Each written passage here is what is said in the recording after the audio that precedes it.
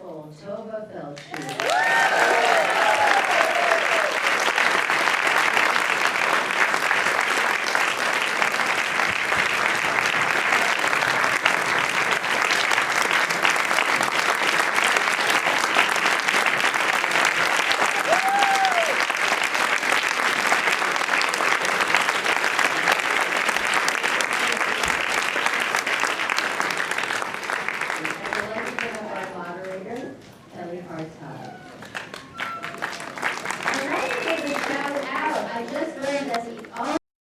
Wonderful theater is here tonight.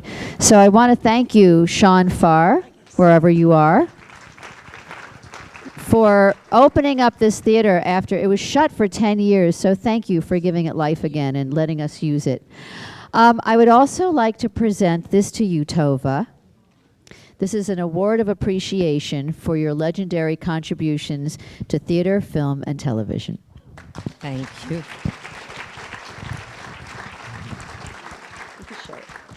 Thank you. Yeah. Yeah. Thank you. Thank you so much to get this and to get this in Hollywood. It's a big deal for me. Thank you so much. Thank you for being here. You know what Golda says? She says, some people love you, and some people love you and show up. You show up, and that makes all the difference. Welcome, everyone, and I just want to say thank you to both Tovah and to David for being here tonight, and I can't think of a better evening than on Yom Ha'atzmaut, Israel's independence, to watch this incredible film on the big screen and to have you both here, so welcome. I guess my first question to you, Tovah, is what is it like to see yourself up on that screen now, almost 16 years later after performing that? And is there anything that you would have been like, oh, I would have done that differently? There are millions of things I would have done differently. And there are millions of things I do differently. I'd like to bring her back live, you know. I'd like you to bring me back. But what I love about seeing it is that it was 15 years ago, kids. And so it's I'm 15 years closer to her age, to what faced her, and also at this problematic time in our country. I'm not making a political statement now, I'm making an observation where we're very much a bifurcated nation, a nation where tribalism has returned to the forefront of our societal abilities to relate to one another. It's, the play remains relevant. I should say when I had the honor of, my first marquee was Yentl, 1974 through 76, yeah. And I had an armed guard walk me to my car every night. It was, after all, 2.5 years after Munich. When Dave Fishelson put me on Broadway with Golda, I had an armed guard take me to my car every night. So, look, I think the Jewish people, along with other minorities, have a great privilege of the fear of extinction. And when you are frightened of being wiped out, when the possibility of massive annihilation is like this, you lead your life differently. It's not just the mitzvot, it's not just the tikkun olam, the higher purpose, but you lead your life with the appreciation that you have a life. You have a life. So there are things I would have taken, I tell you, I watched this performance, I said, I must have been shot out of a cannon. I mean, it was like, the velocity of the speech itself, I have to take off my hat to that young woman. She did very well. There are things that now the penny drops deeper with certain things. Now I've been, for 5 months now, I'm a grandmother. I have our first grandchild. So it's a different thing. That's another thing Golda said. She says, I'm founding a Jewish state, help to found the Jewish state, because I not only want my children to be Jews, I want my grandchildren to be Jews. That was her POV, and to understand that now is much more viable for me at this stage of my life. Right, and I was also going to ask you, I know you've spoken about this a lot over the years and you've been interviewed about it, but, and all the research you did and going to Israel and going to Milwaukee, and I know spending all that time trying to nail the accent, as you said. But what was it that you did to capture the essence of Golda? Was there one particular thing that you honed in on, or something that No, there isn't one particular, like there wouldn't, if I were studying you, would I study one particular thing about you? I'd study everything I could about you, every single thing. If you don't dig down into any of your characters, you've got to get deep enough. I'm not saying we always succeed, sometimes you don't. You've got to get deep enough to get into the river of common human experience.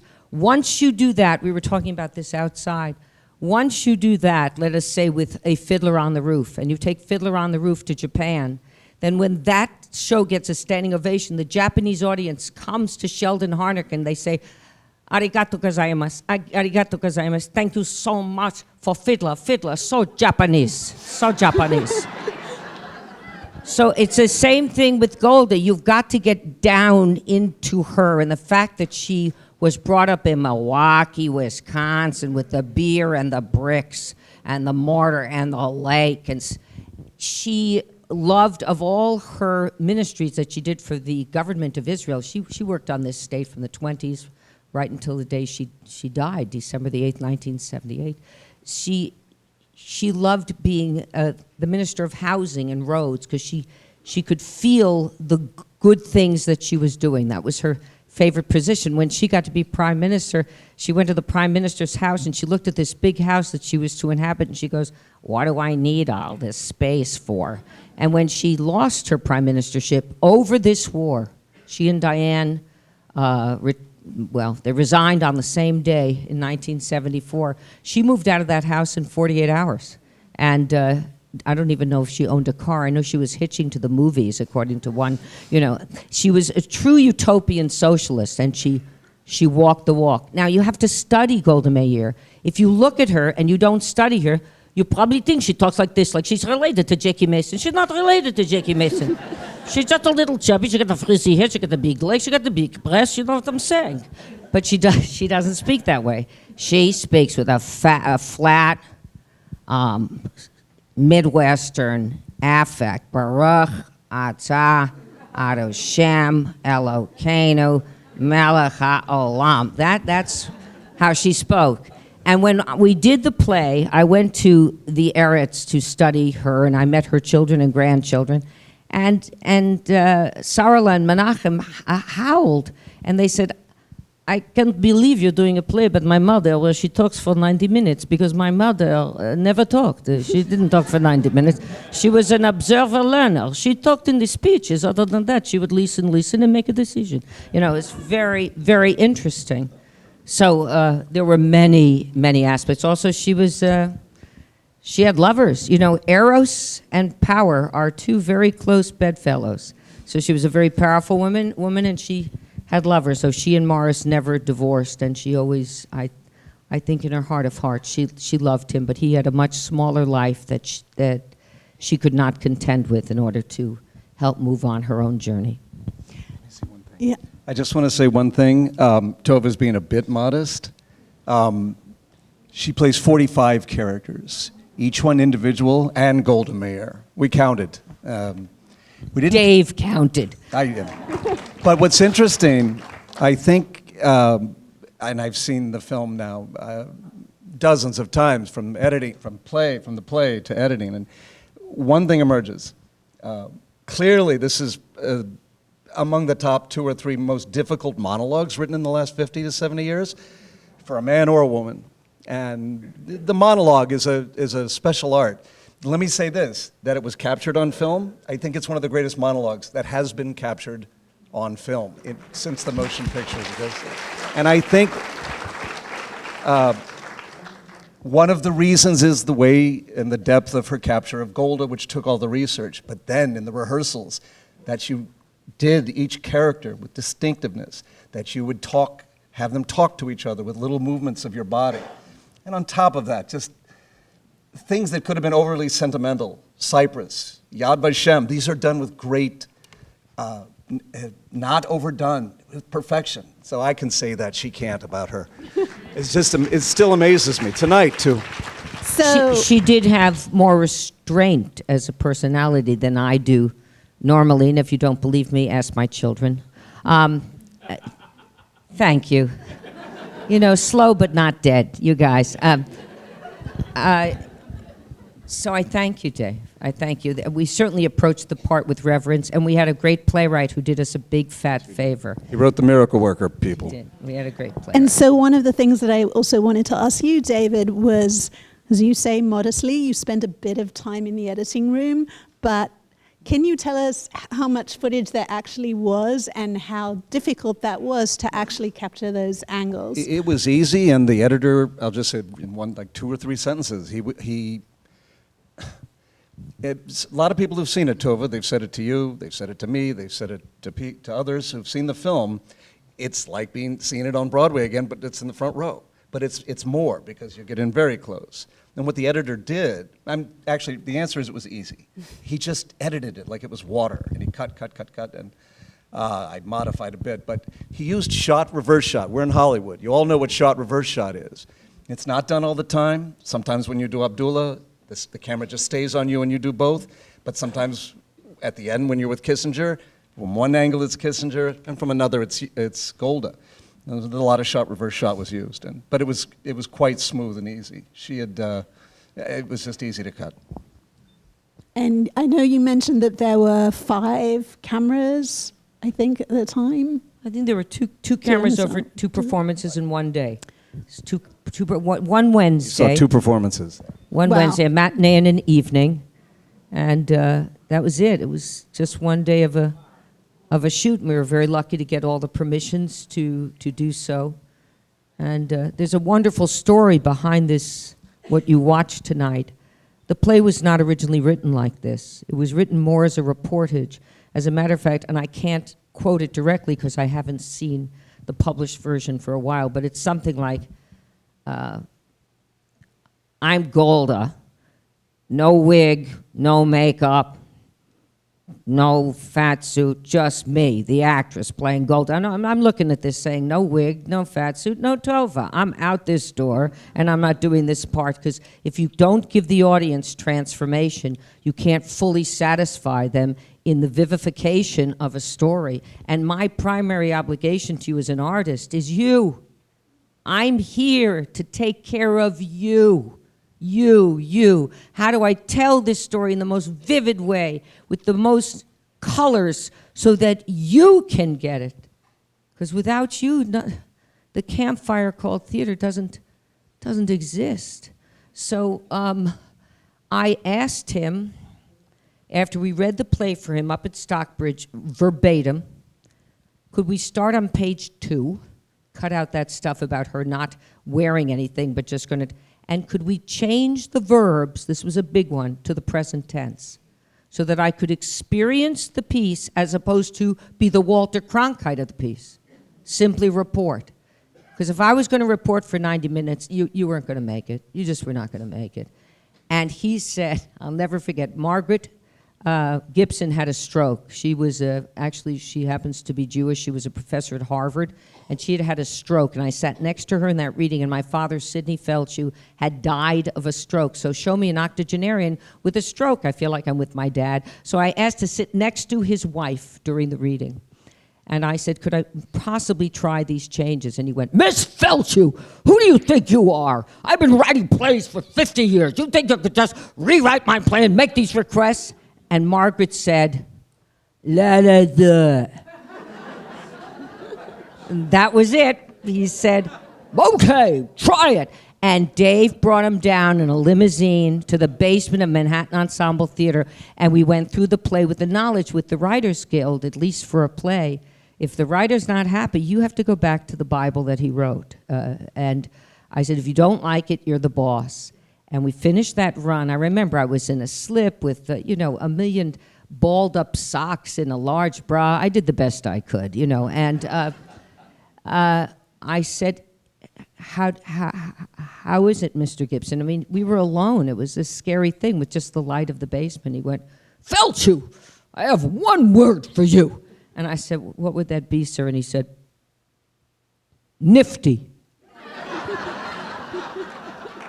And he let us do it. He let us do the play that we wanted to do. Scott Schwartz was a great director. I'm working with him now on a world premiere called The Prompter, where I'm playing a 90-year-old. I was in my 50s, I played an 80-year-old. I'm in my 60s, I'm playing a 90-year-old. If I live to 80, I'll be playing Methuselah for this guy. But he was great, and he actually moved a section or two. Don't tell anybody. Never sacrificed the verbiage, but he moved the sections. And that play, boom, it just flew. It was great. It was a great experience.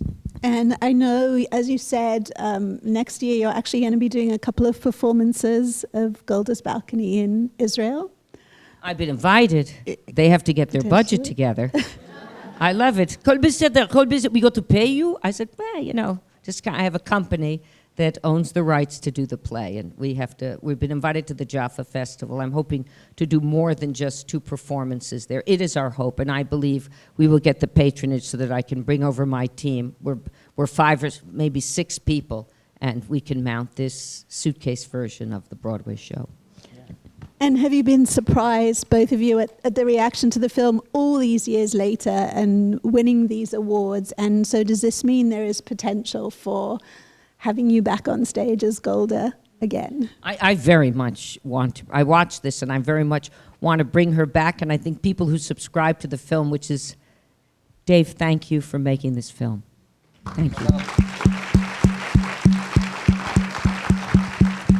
I think people who subscribe to the film, I would love to bring them back to see my work inside the role, which is 15 years deeper and different. There is more humor in it now.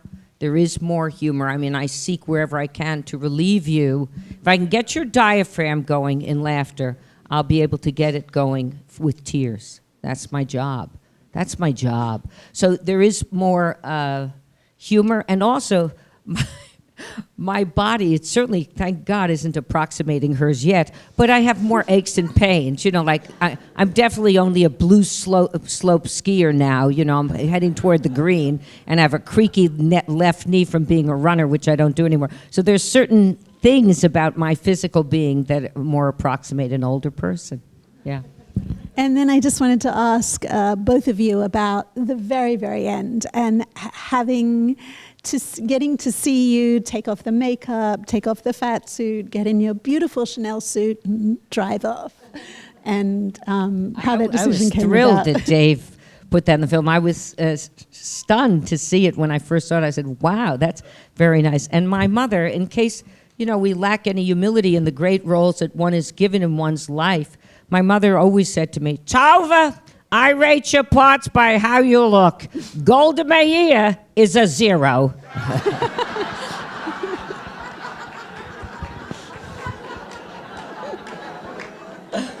Oh, my God. Oh, God. I did a full-out trapeze act in Pippin recently. It was the last Broadway show I did. And she came to see it. And if you're an old bird doing a full-out trapeze act, hanging upside down, singing, oh, it's time to start living, you're going to get it. You're going to stop the show if you do your job. So I stopped the show with my number. I was very proud. And my mother came to see the show, and afterwards I said, Mom, Mommy, Mommy, milk, Mommy, Mommy, Mommy, how did I do, Mommy? How did I do? And she went, that you should still have to earn a living this way.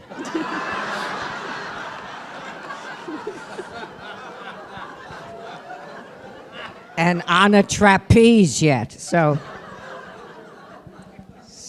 one keeps striving. I would love to bring Golda back live, and I would love for this movie, if it continues on its path of audience approval, to get a second life on our computers with. Well, I think that the play on Broadway, off Broadway and on Broadway, was a legend. Even now, it's like we have to. If it wasn't for this film, we'd have to wait for someone to book you, to see you again. And now I'm happy to say it's going to live forever. That's. I'm going to do an analogy to Heifetz, the greatest violinist, and there's a lot of records of him, but there's a few films, and it's forever, and it's on YouTube, and that's the thing about The Cloud. And what's interesting about this play, written by a non-Jewish man, is that it is one of the most unsentimental and unapologetic views of Israel, a very strong point of view from that point of view, which if it lives in the cloud, this is how students see films, this is how everyone sees films, and they will see them forever now because it's like our own Alexandria. And this is going to be there forever now, this particular way of thinking about Israel. And it's important these days when this point of view doesn't get quite the weight or screen time it should, and now we'll do a little bit toward that direction, I hope. You know, she went to Denver from Milwaukee because her parents, as she said, wanted her to work in the candy store, in their little corner store, after she graduated as the valedictorian of the 4th Street School. Actually, we now say I graduated first of my class. Graduated first of my class from the 8th grade. Hoi, hoi, hoi. That's what she does now. And she went to Denver, and Denver is this huge plain of land backed up by mountains. And it was in Denver that she conceived or imbibed the idea of a Jewish state. And the flatness of the land and the mountains in the background, and meeting all these Jewish intellectuals who are suffering from tuberculosis, talking about the international world situation and the need for a postage stamp on which to live. And I think we must never forget that the size of the state of Israel is the size of Kruger National Park in South Africa. It is the size of a safari game park in South Africa. That is the real estate we are talking about. So I do feel that the Jewish people, in peace with any other ethnicity that doesn't want to kill us or kill themselves, have a right to, the Jews have a right to occupy a small patch of land to observe their traditions.